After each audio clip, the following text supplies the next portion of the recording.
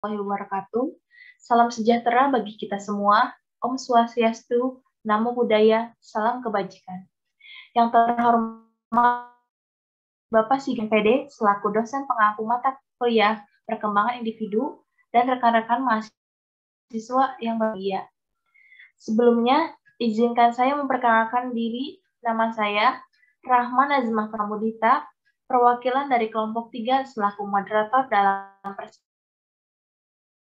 Untuknya, saya akan memperkenalkan rekan saya yang lainnya yang akan melaksanakan presentasi kali ini. Yang pertama, ada Pipit Novrianti. Yang kedua, ada Dian Setianingsi. Yang ketiga, ada Karissa Amanda. Adapun topik yang akan kita bahas pada pertemuan kali ini, yaitu gangguan kecemasan. Saya selaku moderator akan menyampaikan susunan sesi pada presentasi kali ini. Yang pertama, pembukaan. Yang kedua, penyampaian presentasi kelompok 3. Yang ketiga, penutup. Pada sesi pertama adalah pembukaan. Untuk mengawali acara pada presentasi kali ini, marilah kita buka dengan berdoa menurut kepercayaan masing-masing. Berdoa dipersilahkan.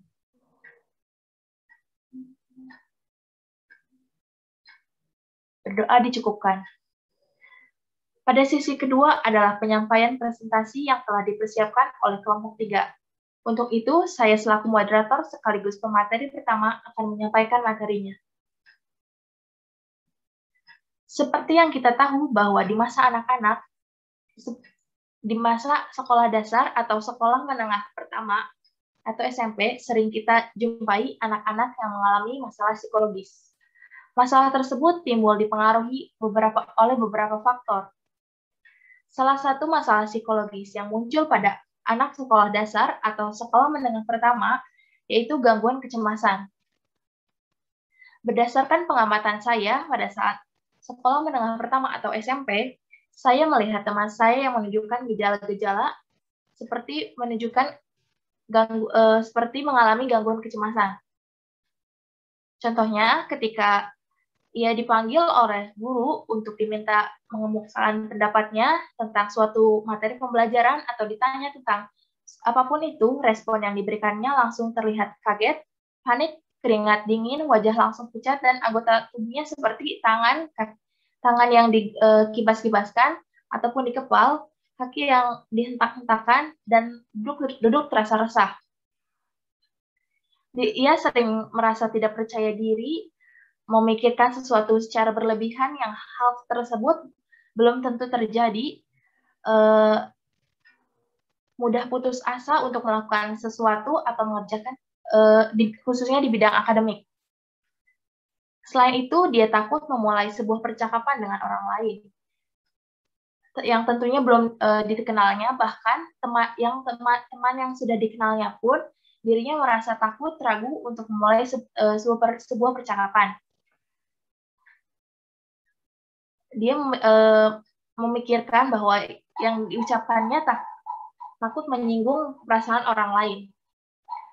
Baik, materi selanjutnya akan disampaikan oleh rekan saya. Dipersilakan Pipit Novrianti.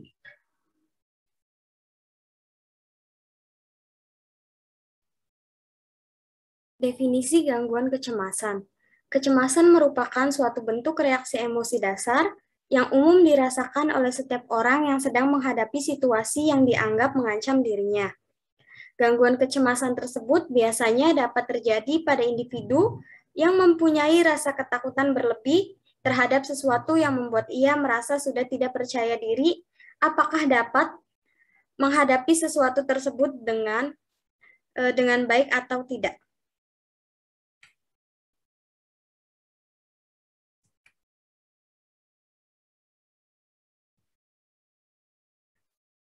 Gangguan kecemasan sosial. Pada contoh yang telah dibacakan oleh Rahma, itu merupakan salah satu gangguan kecemasan sosial. Mengapa?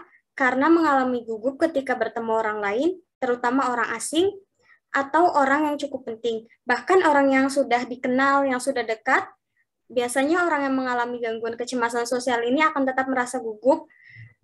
Namun ketika seseorang selalu merasa gugup, bahkan takut, berada di lingkungan baru sampai berkeringat, merasa mual, mungkin seseorang itu sudah pasti mengalami kecemasan sosial.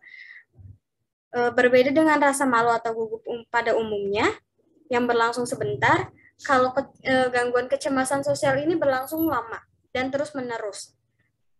Contohnya seperti tadi, setiap dipanggil ke depan, orang tersebut akan merasa gugup, takut, gemetar, dan sebagainya.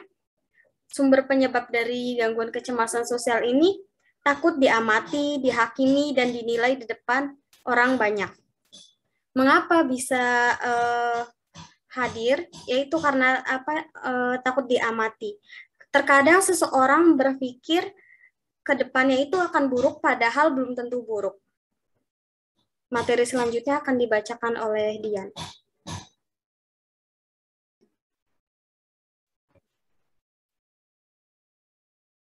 Yang selanjutnya adalah ciri-ciri gangguan kecemasan. Nah, seperti pengamatan yang sudah dilakukan oleh Rahma tadi, biasanya orang-orang yang mengidap gangguan kecemasan ini akan memunculkan beberapa ciri seperti keringat dingin, tekanan darah naik, sakit kepala, atau reaksi psikis seperti sulit konsentrasi, gelisah, gangguan tidur, dan reaksi emosi yang intensif. Nah, biasanya ciri-ciri ini biasanya timbul pas di kelas itu saat dia tuh saat melakukan presentasi atau saat dimintai pendapat oleh guru. Biasanya tuh akan badannya tuh terasa dingin, terus tiba-tiba pusing, tiba-tiba tuh gelap, pengen pingsan, atau kayak suaranya tuh mau nangis gitu. Nah, biasanya kalau untuk ciri-ciri yang dialami sendiri di rumah atau saat tidak ada orang lain itu seperti dia tuh gelisah, gangguan tidur, dan reaksi emosi yang intensif. Selanjutnya, ciri fisik gangguan kecemasan. Nah, seperti yang sudah dikatakan oleh Rahmat tadi, kalau misal ada murid yang mengalami gangguan kecemasan di kelas saat ditunjuk oleh guru untuk presentasi atau mengemukakan pendapat, itu biasanya badannya tuh akan gemetar atau dia tuh merasa gelisah, pucat. Nah, biasanya tuh kelihatan banget. Yang selanjutnya yaitu tangan yang dikibas-kibaskan. Biasanya tuh tangannya tuh dikibas-kibasin gini untuk meredakan kepanikan yang dialami. Lalu ada kaki yang dihentak-hentakan atau digerak-gerakan. Nah, ini tuh menjadikan dia agar merasa agak tenang, agar tidak panik lagi, atau untuk menjadi pereda gangguan kecemasan tersebut. Yang keempat, menghindari kontak mata. Biasanya untuk penderita gangguan kecemasan ini saat mengemukakan pendapat atau saat presentasi itu tidak pernah fokus pada satu pandangan. Biasanya tuh matanya kemana-mana, entah ke sudut kelas, ke atas, atau ke bawah. Jadi tidak bisa fokus pada satu pandangan. Materi selanjutnya akan disampaikan oleh Karissa Amanda.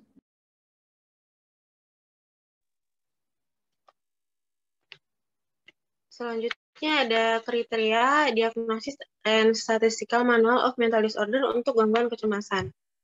1. Ada mengalami kecemasan berlebihan hampir setiap hari dalam jangka waktu setidaknya 6 bulan.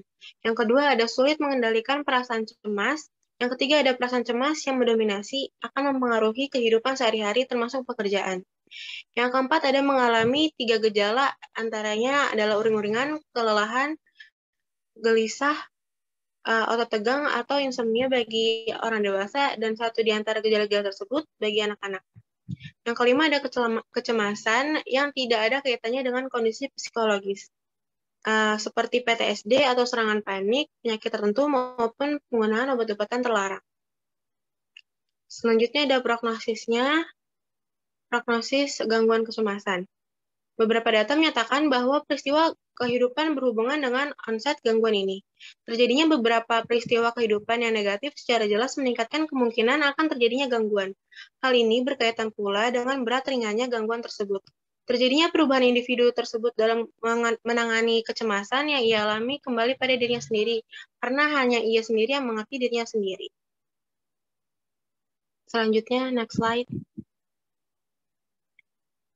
Salah satu gangguan mental yang paling umum ini biasanya dimulai pada awal hingga pertengahan belasan tahun. Kecemasan akibat dari perilaku yang tidak normal dapat terjadi dari berbagai situasi yang dialami. Gejala kecemasan sosial terjadi di lingkungan sekolah dan masyarakat karena individu takut terhadap situasi, malu, dan merasa rendah diri, bahkan bercerita pun dihindari. Pencegahan yang bisa dilakukan dengan mudah yaitu dengan kesadaran diri sendiri bahwa semua orang memiliki value-nya sendiri. Yang harus kita lakukan adalah menyadari apa kelebihan yang kita miliki sehingga kebiasaan membandingkan diri sendiri dengan orang lain ini dapat dihindari. Adanya kebiasaan membandingkan diri sendiri dengan orang lain ini dapat membuat seseorang memulai peduli dengan penilaian orang lain terhadap dirinya. Bila keadaan tersebut terjadi terus-menerus, tentu hal ini akan menyebabkan stres dan depresi.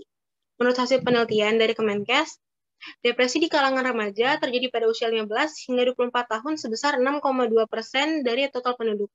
Kecemasan merupakan sebuah masalah yang berkaitan dengan kejiwaan. Dengan itu, tindakan yang bisa dilakukan adalah dengan melakukan terapi atau mengkonsumsi obat-obatan. Tapi ada juga tindakan preventif atau tindakan yang tidak menggunakan terapi, yaitu dengan membaca komik. Komik memiliki dampak mendalam kepada mereka yang membacanya. Selain itu, dalam menangani kasus ini, ada teknik pendekatan behavior rehearsal. Teknik ini diterapkan dalam bentuk bermain peran di mana klien mempelajari suatu tipe perilaku baru di luar situasi konseling. Behavior rehearsal ini memasukkan beberapa komponen kunci, yaitu menirukan perilaku, menerima umpan balik dari konselor, dan sering mempraktekkan atau melatih perilaku yang diinginkan.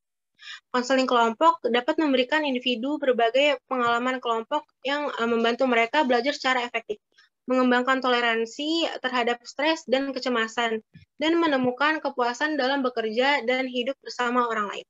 Upaya yang dilakukan teknik behavior rehearsal ini dengan bentuk konseling kelompok akan memberikan pengalaman belajar yang dapat merubah perilaku siswa.